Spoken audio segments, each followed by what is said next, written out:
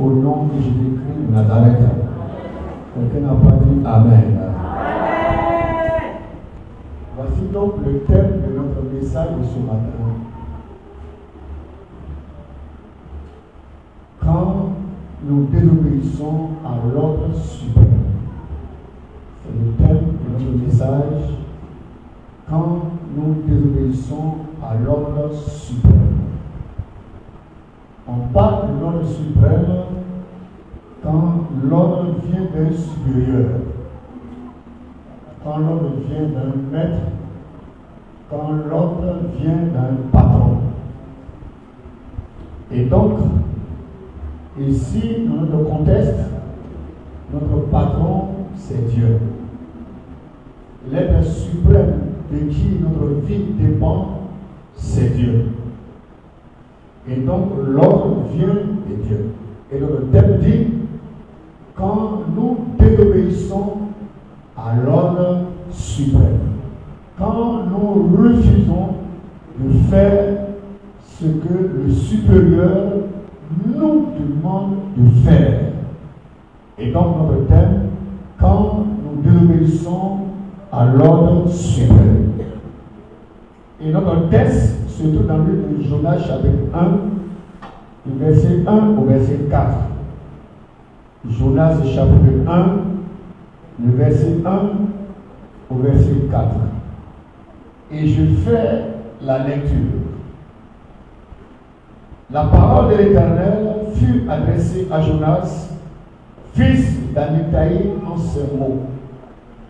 Lève-toi, va à Ninive, la grande ville, et crie contre elle, car sa méchanceté est montée jusqu'à moi. Et Jonas se leva pour s'enfuir à Tarsis, loin de la face de l'Éternel. Il descendit à Jaffo et il trouva un navire qui allait à Tarsis. Il paya le prix du transport et s'embarqua pour aller avec les passagers à Tarsis, loin de la face de l'Éternel. Mais l'Éternel fit souffler sur la mer un vent impétueux et se leva sur la mer une grande tempête. Le navire menaçait de faire naufrage. Amen. J'ai dit Amen. La Bible, la parole de Dieu, nous dit que Dieu a vu la méchanceté du peuple de Ninive. L'odeur de son péché est montée jusqu'aux narines de Dieu. Et Dieu n'en était pas content. Tellement que le péché était grave. Dieu n'en était pas content. Et Dieu a décidé de détruire la ville de Ninive. Dieu a décidé de mettre fin à la vie de ce peuple à cause de son péché, de sa méchanceté. Et la Bible va dire l'odeur de son péché est montée jusqu'à Dieu. Et donc Dieu a décidé de détruire Ninive. Dieu a décidé d'anéantir cette ville. Mais son amour va avoir le dernier mot sur sa décision. Son amour va intervenir car la Bible nous dit que Dieu ne désire pas la mort du pécheur, mais il voudrait bien que le pécheur revienne à la repentance et qu'il soit sauvé. Quelqu'un n'a pas dit Amen.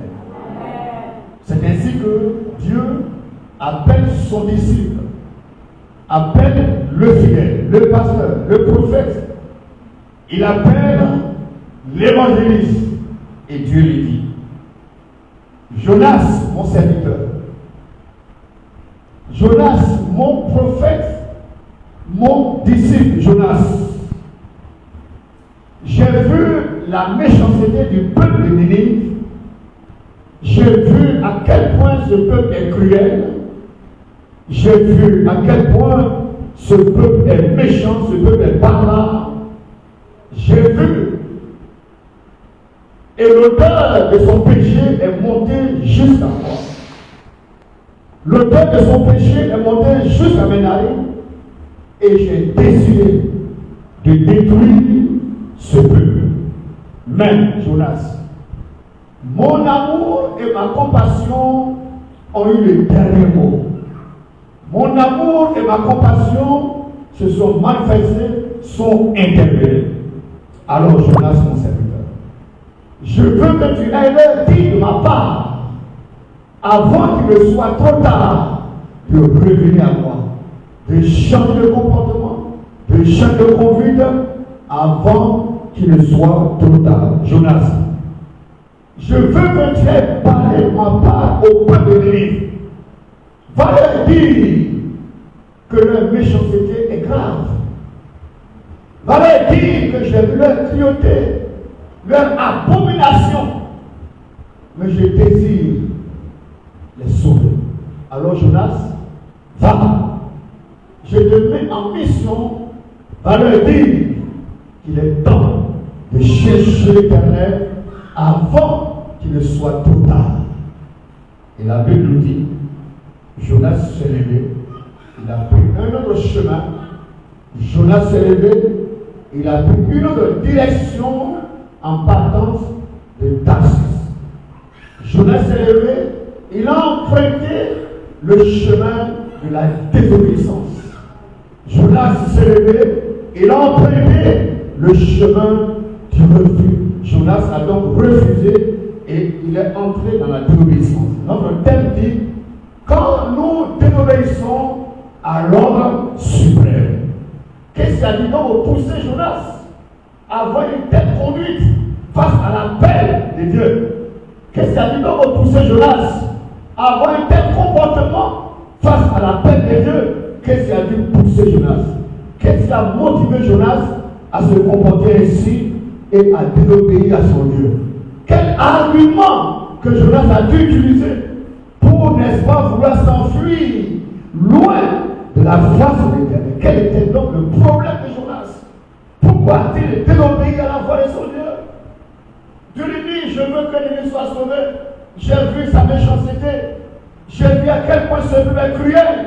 J'ai vu combien de fois l'abomination était grande. Mais je veux le sauver.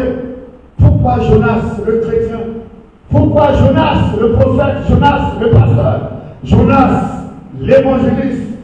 Pourquoi Jonas, le disciple, a pu se comporter ainsi en s'éloignant de la famille éternelle, en empruntant le chemin de la désobéissance, en empruntant le chemin du refus?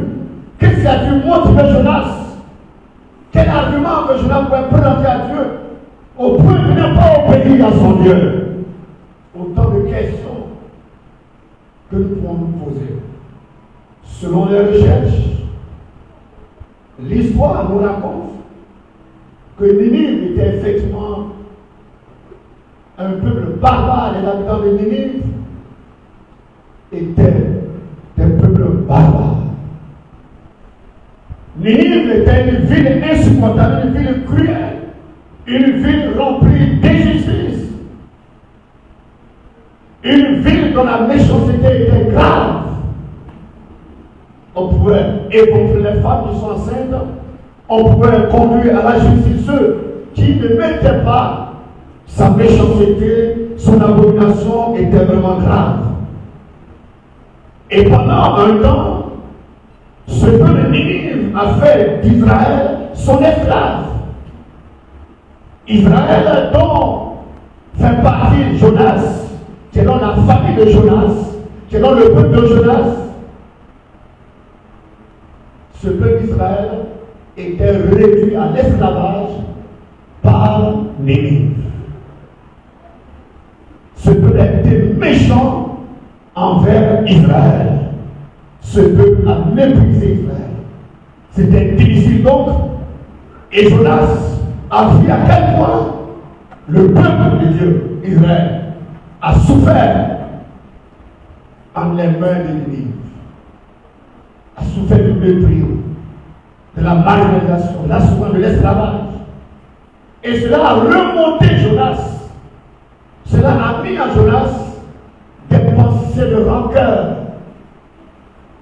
Jonas se disait, mais il fallait que ce peuple qui a maltraité Israël, qui a fait souffrir Israël, qui a maintenu Israël dans un état d'esclavage, il fallait que l'ennemi soit détruit. La pensée de Jonas, c'est de voir l'ennemi détruit. Humainement parlant, Jonas a raison. Parce que je ne sais pas de vous à moi, qui aurait pu supporter l'injustice, la marginalisation, le mépris, et souhaiter le bonheur à cette personne qui nous maltraite. Jonas, humainement, avait raison. Parce que de vous à moi, nous sommes convaincus que nous ne pouvons pas accepter que quelqu'un qui nous maltraite, quelqu'un qui nous méprise, quelqu'un qui est la cause de notre échec, que nous souhaitons son succès, que nous souhaitons son salut. Quand nous fouillons dans nos cœurs, il y a plein de personnes que nous avons déjà condamnées. Et nous ne voulons même pas qu'il y ait de succès dans leur maison. Nous voulons entendre plutôt des mauvaises nouvelles. Oh, tel est mort, telle personne est morte. On dit, ah, vraiment, il fallait ça. Mon Dieu s'est défendu, m'a défendu. Le sorcier de la famille, le méchant, celui qui me méprisait est mort enfin. Ah, Dieu merci. Chacun de nous s'acclamait comme ça, comme Jonas. Parce que Dieu dit, je vais détruire. Mais mes amis, vous savez, Dieu dit, nos pensées ne sont pas ses pensées et nos voix ne sont pas ses voix. Quelqu'un n'a pas dit amen. Tes pensées ne sont pas les pensées de Dieu et tes voix ne sont pas les voix de Dieu. C'est vrai que certainement tu as été méprisé, tu as été chiffonné, c'est vrai que certainement quelqu'un s'est opposé à ton succès. Ils ne veulent pas te voir évoluer. Certainement que cette personne était tapie dans l'ombre. Et toute sa pensée, c'est de te voir misérable. Quelqu'un a dû te rejeter, te blâmer. A dit, tu fais assez de tort, c'est vrai. Et cela dit créer en toi un mépris ou créer en toi des rancunes comme la personne.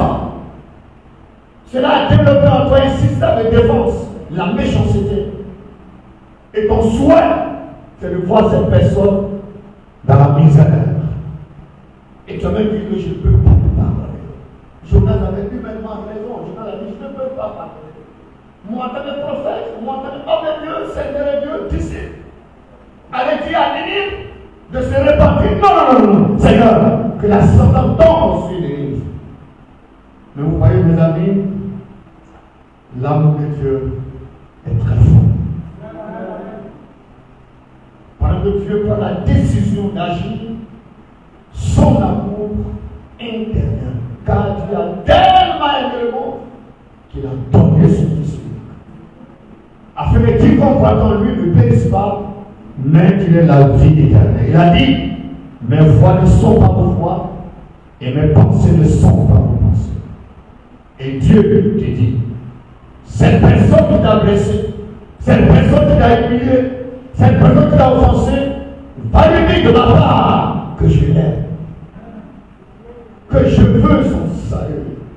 Avant qu'il ne soit trop tard, je t'envoie en mission. Va lui dire de ma part que moi Dieu, je l'ai créé à mon image et à ma ressemblance. Ce que je veux, c'est son salut. Ce que je veux, qu'il revienne à moi Dieu pour son salut. Appelle-le, dis-lui que je t'aime. Appelle-le, ton frère, ta soeur, ton beau-parent, quelle que soit la personne. Appelle et dis-lui que j'attends son retour, qu'elle revienne à moi. Qu'il se retourne ses mauvaises voies pour que je puisse l'exaucer.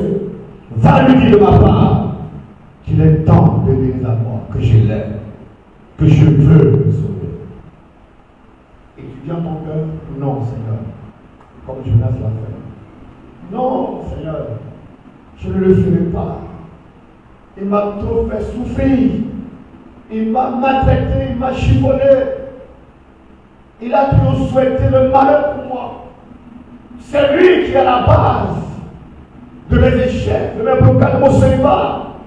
C'est lui qui est responsable de tout ce que j'endure comme difficulté, comme réalité de la vie, Seigneur.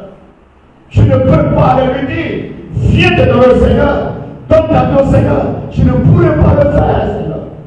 Et il y a certainement ce combat dans ton cœur. Dieu te parle, tu dis non. Il y a ce combat dans ton cœur. Tu dis non, Seigneur. C'est lui qui a été à la base de ma situation de blocage. Je ne pourrai jamais lui pardonner. Cet homme, cette femme, ne mérite pas mon pardon, Seigneur. Tout quelqu'un d'autre pourrait lui dire, mais moi, je n'irai pas. Et c'est ce que nous disons très souvent. Moi, Seigneur, je n'irai pas. Dans tous les cas de sa vie personnelle, un jour lui-même va se convaincre. Mais moi, elle lui dit que Jésus t'aime. Elle lui dit que je répondis alors qu'il m'a fait du tort. Je n'irai pas. Et donc voilà Jonas, notre ami Jonas, le prophète Jonas, le disciple de Dieu, le docteur de la parole, le pasteur, l'évangéliste, l'apôtre Jonas, le responsable chrétien appelé Jonas, l'homme de Dieu, la servante de Dieu. Oh, que sais-je encore? Toutes ces qualifications pour t'amener à comprendre. Jonas s'éloigne de sa mission, de sa responsabilité, responsable de département dans son ministère. L'envoyé, Jonas refuse. Jonas dit non, je n'irai pas. Merci Saint-Esprit. Jonas désobéit à l'ordre suprême. Jonas justifie les raisons pour lesquelles il ne veut pas partir. Est-ce que ce n'est pas ton cas souvent? Est-ce que cela ne vient pas souvent dans ta tête? Non, je ne peux pas, Seigneur. J'ai trop souffert. Il m'a maltraité, Seigneur. J'étais dans sa maison, je ne mangeais même pas, il m'a foutu à la porte.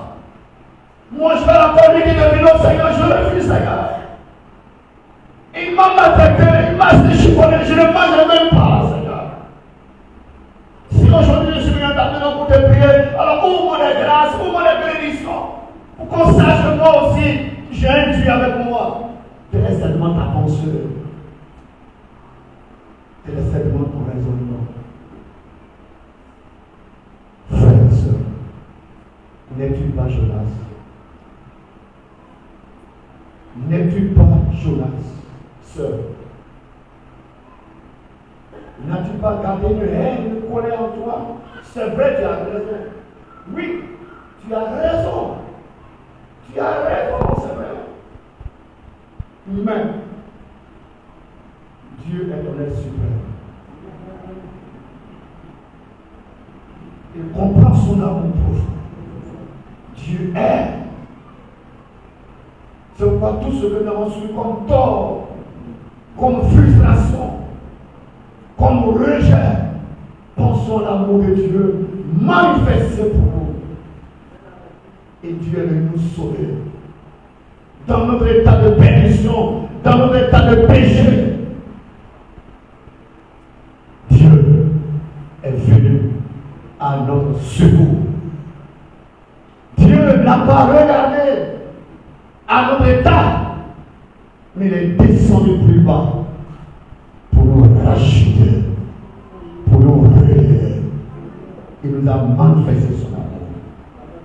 Dieu te dit, va, je te mets en mission. Va leur dire de se repentir avant qu'il ne soit trop tard. Jonas a refusé. Jonas a désobéi. Jonas a justifié de son refus d'obéir à la volonté de Dieu. Mes pensées ne sont pas vos pensées et mes voix ne sont pas vos voix. C'est que nous voulons que Dieu agisse comme ça. Ce n'est pas comme ça qu'il agit. il agit toujours autrement. C'est ça qui fait de lui Dieu. C'est ça qui fait de lui Dieu. J'ai été en Israël, notre guide est en train de nous expliquer à quel point Israël a souffert entre les mains des barbares, l'Allemagne, etc., etc. Et il dit, mais pourquoi Dieu peut-il accepter? Dieu qui nous appelle son peuple, son choix. Pourquoi peut-il permettre, alors que nous n'avons rien fait, que les gens viennent nous martyriser, maltraiter, offusquer, frustrer, nous enlever même sur notre terre, nous déporter dans les pays pendant plusieurs années? Mais où est Dieu? Où est Dieu? Il était où? Et le guide termine en disant, et pourtant, il est Dieu. Cette pensée m'a marqué quand il me disait, et quand il m'a parlé, Dieu demeure Dieu. Jonas s'est détourné de la voie de Dieu. Jonas s'est orienté à Tarsus. Tu pars en train de t'orienter ailleurs. Cette année, c'est l'année de la mission. Dieu veut t'envoyer dans ta famille. Il veut t'envoyer dans ton lieu de service, vers tes voisins. Il veut t'envoyer. Dieu veut t'envoyer en mission. N'es-tu pas comme Jonas? Alors, quelles ont été les conséquences? Notre thème dit, quand nous désobéissons à notre suprême, quelles étaient donc les conséquences? Et lorsque nous lisons le verset 4, le verset 4 nous dit, mais l'Éternel fit souffler sur la mer un vent impétueux, et il s'éleva sur la mer une grande tempête, et le navire menaçait de faire naufrage. Pourquoi? À cause de ce seul homme, Jonas, qui en allant prendre le bateau par la Tarsus, Jonas, de par son péché, de par sa vie, de par sa désobéissance, a attiré le malheur sur le bateau. Lorsque nous désobéissons, nous exposons notre vie, nous exposons notre maison, nous exposons nos familles. Non seulement la vie de Jonas était menacée, parce que si le bateau fait naufrage, c'est à coup sûr que Jonas allait rester dans l'eau. Il allait rester dans la situation. Donc par la désobéissance, Jonas expose sa vie.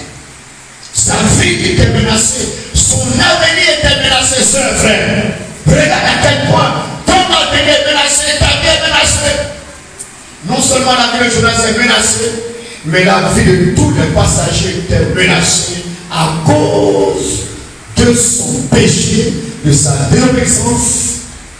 Tous les passagers étaient menacés. Ça veut dire que le bateau allait s'engouffrer, aller dans la profondeur de la mer, et ça c'est fini. Non seulement pour Jonas, mais également tous ses parents, toutes ces personnes qui ont dit, bon, je vais envoyer, je viens, tout le monde allait mourir là. Par un accident. La vie de Jonas était menacée, mais la vie de tous ces passagers était menacée à cause de lui seul, sa désobéissance. Mes amis, vous savez, lorsque nous désobéissons à Dieu, lorsque nous refusons volontairement d'accomplir la volonté de Dieu, lorsque nous ne relâchons pas les haines et les rancœurs, et que nous voulons tous les jours justifier, que nous refusons d'obéir au Seigneur, que nous refusons de pardonner à tous ceux qui nous ont fait du tort, pour leur présenter l'amour de Dieu, nous exposons notre vie, nous exposons nos enfants, nous exposons notre famille, nous exposons l'église de Dieu. Parce que l'église de Dieu, c'est une famille. Quand Dieu voit plusieurs personnes dans cette assemblée qui sont désobéissantes à l'Éternel, l'église est menacée. Menacée spirituellement, menacée financièrement, menacée économiquement. Du point de vue numérique, l'église est menacée. N'es-tu pas Jonas dans cette salle? dit la malédiction, n'est-il pas Jonas dans ta famille, dans ta maison, dans ton foyer? N'est-il pas Jonas? Est-ce que ta présence n'est pas en train de déranger le bateau? Le navire est dérangé. Le navire est menacé de faire naufrage. Est-ce que ta présence dans la maison n'est pas en train de provoquer une crise spirituelle, une crise financière? Est-ce que ta présence dans la famille, en tant qu'enfant de Dieu, servant de l'Éternel, responsable d'église, chrétien, disciple, qui va porter la lumière dans la famille, dans la maison? Est-ce que ta présence n'est pas en train de créer des problèmes? Même dans ton lieu de service, Dieu peut menacer là-bas. Dieu peut envoyer la sécheresse dans l'entreprise où tu travailles. Puisque tu es désobéissé, Dieu te montre que c'est lui l'être suprême. Que c'est lui qui décide. Alléluia. Lorsque nous refusons d'accomplir la mission, nous nous exposons. Nous exposons nos maisons, nous exposons nos familles, nous exposons notre foyer, nous exposons notre avenir et l'entreprise, la société dans laquelle nous travaillons. Nous l'exposons à une sécheresse financière, à une crise financière, à une crise économique. Nous exposons toute la société. Pourquoi? Parce que nous sommes le choix de Dieu. Nous sommes le porte-parole de l'Éternel. Nous sommes missionnaires de Dieu. Nous sommes l'envoyé de Dieu. Dieu compte sur toi pour libérer les captifs. Dieu compte sur toi pour libérer ceux qui sont en proie au tourment. Dieu va les libérer. Alors tu dis, vas-y. Vas-y. Bien-aimé, avant que tu ne sois dans le bas du poisson et que la situation ne devienne catastrophique, avant que le ciel ne s'obscurcisse pour toi et sur ta vie, il y a lieu ce matin, après avoir entendu la parole de Dieu, dis Seigneur, je me répands. J'ai voulu me justifier moi-même. J'ai voulu donner un sens à ma vie. J'ai voulu me venger quand même. Parce qu'on m'a fait assez de tort. Mais ton amour vient de s'interposer. Ta compassion vient de s'interposer, Seigneur. Je me réponds. Je m'en vais. Je me libère. Parce que je suis missionnaire. Je me libère de tout. Parce que je suis ton prophète, ta prophétesse. Je me libère de tout. Parce que je suis ton porte-parole. Et c'est de par moi que la lumière pourra jaillir dans la famille. Je demande pardon, Seigneur. Si ce matin tu le fais, si tu saisis cette occasion pour réveiller à ton Dieu, le Seigneur, aide-moi. Je m'en vais en mission, Seigneur. Je veux être un instrument entre tes mains. Je n'ai plus de volonté, Seigneur. Mais que ta volonté soit faite. Humainement, c'est difficile de nous accorder le pardon, mais que ta volonté soit faite. Bien-aimés, si nous rentrons dans la volonté parfaite de Dieu, nous sommes peuple béni. Frères et sœurs, si tu rentres dans la volonté parfaite de l'Éternel, tu seras un instrument entre les mains du Seigneur. Dieu te fera voir des grandes choses, il te bénira, il t'accompagnera. Là où les mêmes langues t'avaient rejeté, t'avaient méprisé, c'est les mêmes langues qui diront, c'est une servante de l'Éternel, c'est un serviteur de l'Éternel. Dégagez la place pour qu'il passe. La même langue qui t'avait condamné hier, qui t'avait méprisé hier, c'est la même langue qui vient confesser que tu es réellement un élu de l'Éternel, un choix de Dieu. Travaillons dans la volonté de Dieu. Travaillons dans la volonté de Dieu. Et Dieu nous fera voir de grandes choses. Ce matin, que Dieu vous bénisse. Que son esprit porte de vos yeux. Que sa famille protection. Est-ce que nous pouvons pour dire merci au Seigneur pour la parole que nous venons recevoir ce matin. Disons merci à notre Dieu. pour son amour infini, pour sa grâce.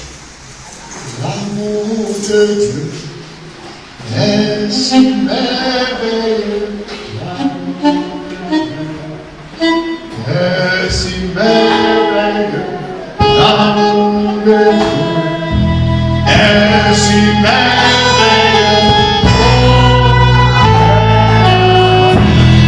L'amour de Dieu est si merveilleux.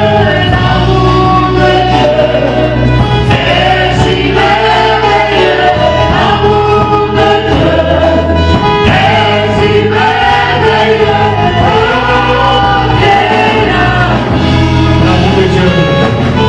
L'amour de Dieu est si merveilleux. L'amour de Dieu est si merveilleux.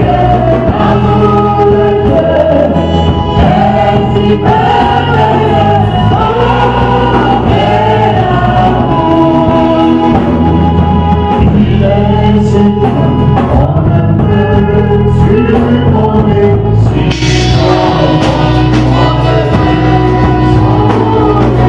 il est si bon, on ne peut le contourner.